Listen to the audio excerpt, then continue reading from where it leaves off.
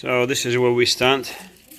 Clean the block a little bit, and luckily I can see the engine inside finally, and this looks very, very healthy. So it may confirm this engine could really be, as I said, a replacement, and very fresh engine. All the bits on the table, everything there, injectors, seals and everything. Now the problem, we found the problem, the front end wasn't really had anything, it was the gasket itself. You see these layers here, this is a multi-layer gasket. You see what happened with this thinner layer? It just shit himself. I'll show you what happened, this is fact anyway. The problem is here.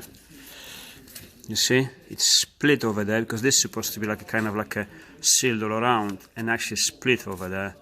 And it's stretched, and obviously it completely shit itself. So I don't know about this. You see here. So there you go. That's the problem.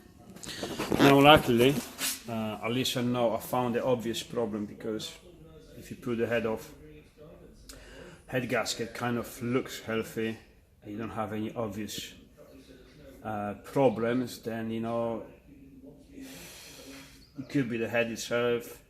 So ideally this is the job that you're supposed to get, the head being tested for if there's any leak, if there's any cracks, and then skim it to make sure it's all straight and clean and everything, and then new gasket, etc, etc. But in this case, because we have the obvious problem with the head gasket failure, not on the top, not in the bottom, but just in between. So did not compromise any of the aluminium on the head, any on the block, anything. I've checked it, it's completely straight, nice, there's no damage whatsoever. There was no leak between the head and the gasket itself, just in between the gasket layers. So that's very, very good news. And so I'm actually in this case, in this situation with this bloody coronavirus and everyone is shut down, or at least most of them, lots of machining shops and all that stuff, and I'm supposed to have someone to do my head to check it, but I don't have to do it. Kind of redneck solution, because I checked, I cleaned it, it's fine, and to be honest, it will be all the valves have to come off, all the pre-chambers have to come off, and then you have to lap the valves, all the stuff. It will take me another extra probably 2 days work, which I don't have. So I take a little risk and do a redneck fix. I clean the head, you can see over there, good enough I think. I got a new head gasket, who was sent from a friend of mine who didn't have to use it. Victor Rings, apparently it's very good for these engines. And new bolts, obviously. And we're gonna put it on. I think I'm gonna put the gasket on. Clean the block again, make sure there's no grease, there's nothing, it's completely nice and clean. Put it on, put the head on, and then I'll show you the timing, because a lot of people are asking about the timing and on Om606, making it very complicated, but it's very, very simple. These engines, to be honest, you can pull them off in no time, put them all back together in no time whatsoever if you know what you're doing. And the timing marks, they're all there. You can't get it wrong, it's very, very simple. So see you in a bit. So the head is on, and now we're talking all the head bolts. We've done the first 15 nm, then 35 nm, then the first 90 degree. Now you have to wait about 10-15 minutes and do another 90 degree on all of them. It's not too fast, it's very easy, to be honest. Work on these engines, then put all this stuff back on, clean it obviously first, put it on, and do the timing. We're not far, we're not far. Just quickly, head is on, torqued, come down, cameras in, tubes in.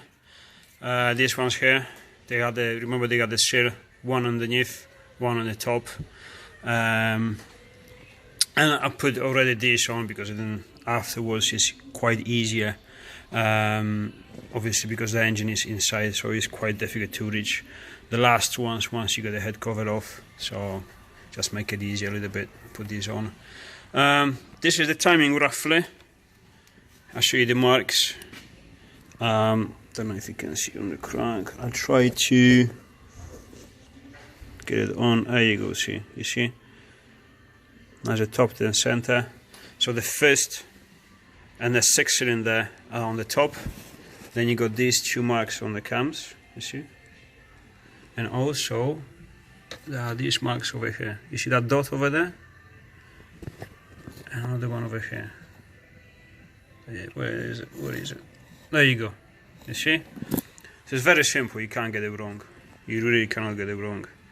I think you should check the pump timing as well once you done everything, but you know, overall this is the timing. Obviously now we have to put this sprocket on. This one here, there's a pin there. This one goes on to that, so you can't get it wrong, and that's it. Let's go forward.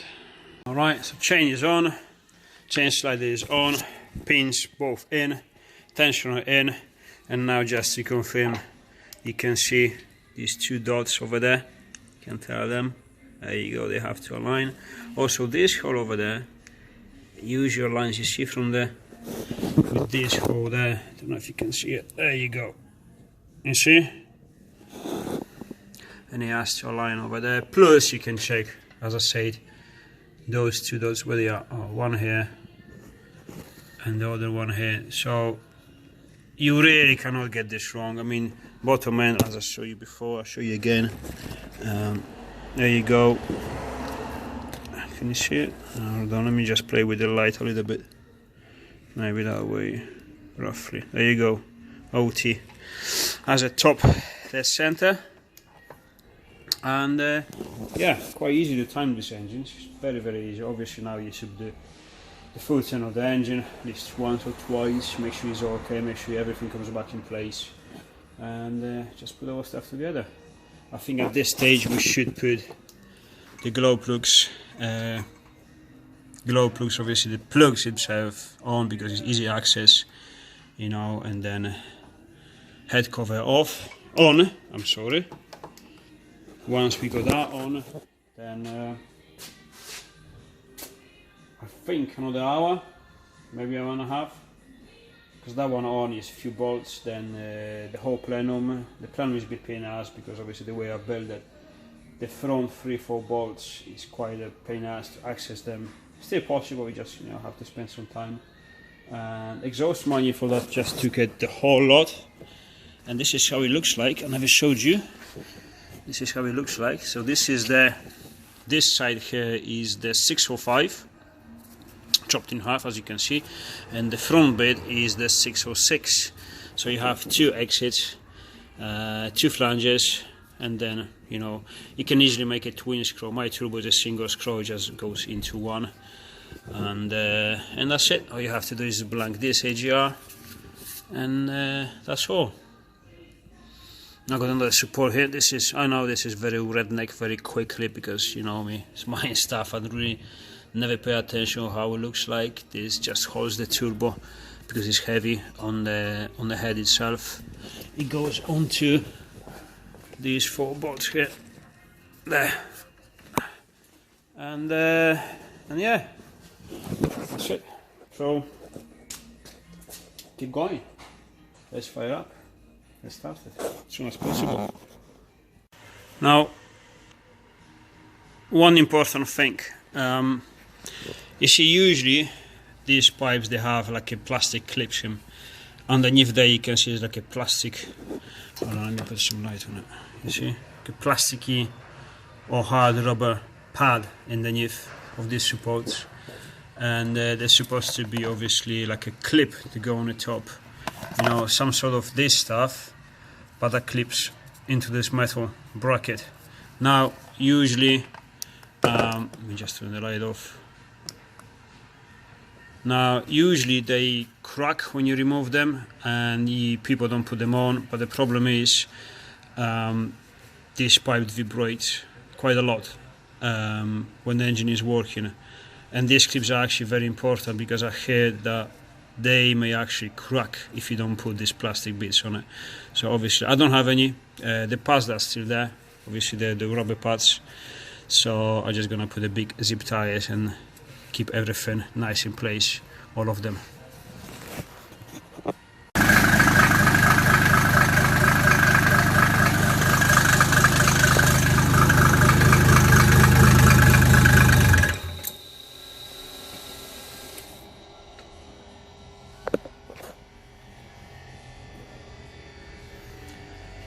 So now, time to fill up the radiator again. It's pretty nice because I have to go up there and bleed it and see what happens.